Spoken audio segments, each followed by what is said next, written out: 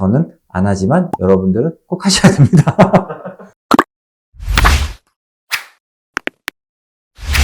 여러분 안녕하십니까. 피부과 전문의 피부 트레이너 허용수라고 합니다. 반갑습니다. 환자분들이 원장님들 피부 보면서 피부가 좋다는 얘기를 할 때가 있어요. 거짓말이거든요. 그렇게 생각하시니까 그렇게 좋아 보이는 거지 홈케어 안 합니다. 제가 이제 많은 환자들을 보면서 유독 이런 분들은 홈케어를 통해서 피부가 많이 좋아지신 분들도 많이 보여지기도 하고, 열심히 시술을 했는데도 이게 좀 홈케어가 너무 좀 부진해서 또 결과가 안 나오시는 분들도 제가 보다 보니까 홈케어는 필요하다 이런 것들이 있어서 노력을 통해서 많이 할 수 있는 루틴들이 몇 가지가 있거든요. 그래서 제가 홈케어를 통해서 조금 피부가 건강해지고 좀 과학적으로 그래도 좀 증명된 방법들 위주로 몇 가지를 한번 알려드리도록 하겠습니다. 저는 안 하지만 여러분들은 꼭 하셔야 됩니다.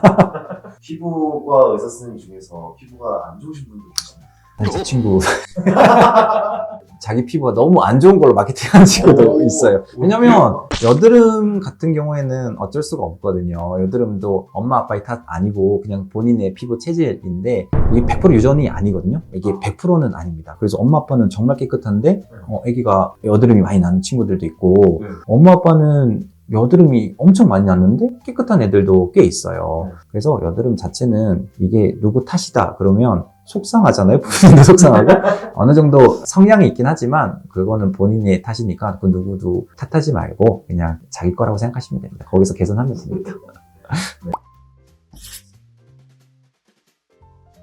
홈케어 첫 번째, 클렌징이 중요합니다. 클렌징은 우리 몸의 노폐물과 피지, 각질 이런 부분들을 다 해결을 해줘야 되는데, 본 바탕이 깨끗하지 않으면 그 위에다가 아무리 좋은 성분을 발라도 피부가 흡수를 하지 못해요. 제가 추천드리는 클렌징은 약산성 클렌징을 사용하시는 걸 추천드립니다. 깨진 지붕 같은 것들을 잘 편안하게 해줄 수 있기 위해서는 클렌징을 통해서 피부를 먼저 깨끗하게 청소를 해줘야 됩니다. 그래서 물로만 세안하는 거 말고, 우리가 바쁘다고 비누로 세안을 하는 경우도 있지만 우리 몸의 피부의 면역이 가장 좋은 상태가 pH 한 5.5에서 6.5 정도 약산성 상태가 가장 피부가 건강하거든요. 이 건강한 피부를 유지하기 위해서는 비누 같은 알칼리성보다는 약산성 클렌징을 사용하고, 다만 이걸 사용할 때 거품을 충분하게 내서 좀 짧은 기간 이렇게 해주는 게 좋지, 너무 오랫동안 사용을 해서 피부 장벽을 무너지게 하면 안 되고 60초만 클렌징을 사용을 한번 해보세요. 60초 정도 클렌징을 하고 미온수로 씻어내면 우리 피부에 있던 좀 지저분한 노폐물들이 빠져서 깨끗하고 건강한 상태로 피부를 시작할 수 있습니다. 우리는 세안했을 때 좀 뽀득뽀득한 느낌 좋아하잖아요. 그래서 뽀득뽀득한 느낌이 있으면 깨끗한 것 같은데, 그 뽀득뽀득한 느낌은 뭐 약산성, 알칼리성도 중요하지만 계면활성제가 얼마나 많이 들어갔는지가 또 차이가 많이 나거든요. 같은 약산성 클렌징이라도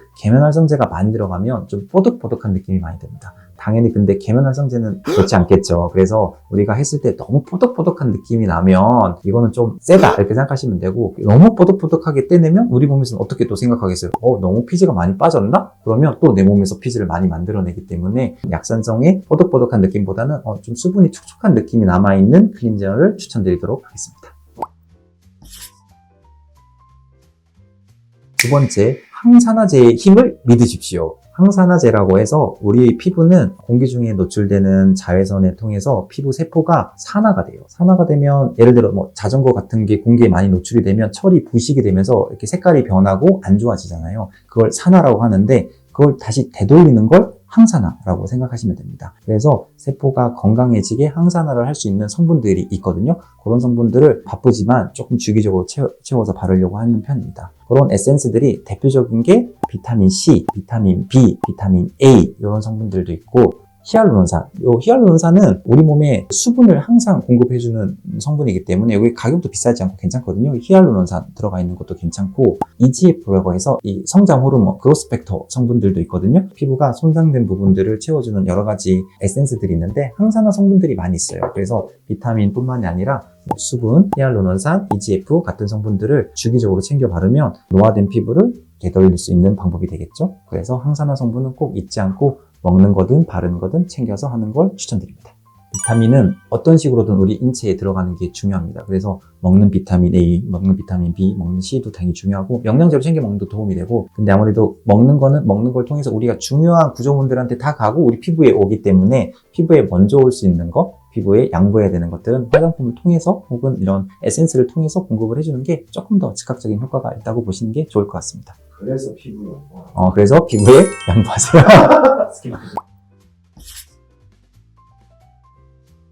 세 번째는 선크림의 힘입니다. 선크림의 힘. 선크림은 100번 말을 해도 아깝지 않죠? 선크림 자체가 광노화를 예방할 수 있는 가장 첫 번째 방패라고 생각하시면 됩니다. 우리가 인체에 통해서 노화되는 인체 노화 말고 광노화는 선크림만큼 중요한 게 없습니다. 그래서 선크림은 바쁜 아침에도 바르게 되고 중간중간에 덧바르는 작업을 하셔야 됩니다. 여자분들 화장을 하고 나면 또 선크림 덧바르는 게 힘든 거 저도 알고 있죠. 그리고 바르는 방법도 좀 복잡하긴 하지만 그래서 요즘은 나갈 때는 선크림을 좀 열심히 바르고 한 번 바르고 잠깐 쉬었다가 레이어드 방법으로 투웨이 방법으로 한 번 더 바르는 걸 하고 일상생활을 하다가 2시간에서 3시간이 지나면 아무래도 바르는 건 좀 어려우니까 이 스틱형이나 스프레이형도 어느 정도 도움이 많이 되거든요. 그래서 선크림을 좀 주기적으로 발라주시는 게 노화를 늦추는 가장 좋은 방법이라고 생각하시면 될 것 같습니다. 선크림 잊지 말고 꼭 발라주세요.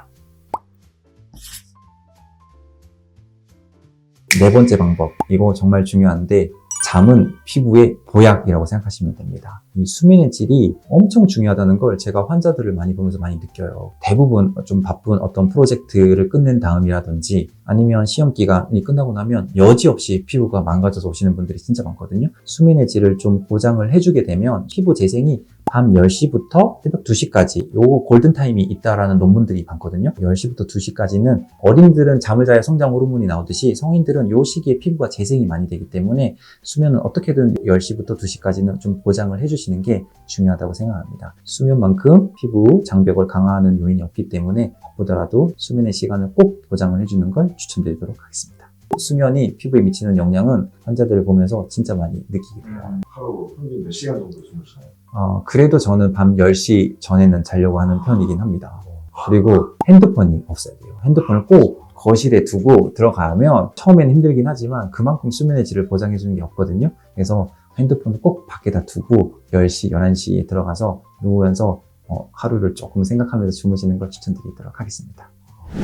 피부라고 하는 거는 항상 꾸준히 관리를 해야 됩니다. 한 번 하고 말고 이런 것보다는 꾸준히 할 수 있고 다만 꾸준히 하다가 중간에 실패할 수 있어요. 그러다고 포기하지 말고 놓지만 않으면 피부는 항상 건강을 되찾을 수 있기 때문에 힘들 때는 좀 쉬어가고 힘들 때는 관리 못해도 괜찮으니까 다만 또 정신이 들었을 때는 꾸준히 관리를 하다 보면 여러분 피부는 또 건강하게 또 여러분들한테 보상으로 돌아오기 때문에 놓지 않고 우리 꾸준히 해서 건강한 피부를 만들도록 해보세요. 지금까지 여러분들의 피부 주치 피부 트레이너 허용수입니다. 다음에 또 만나요.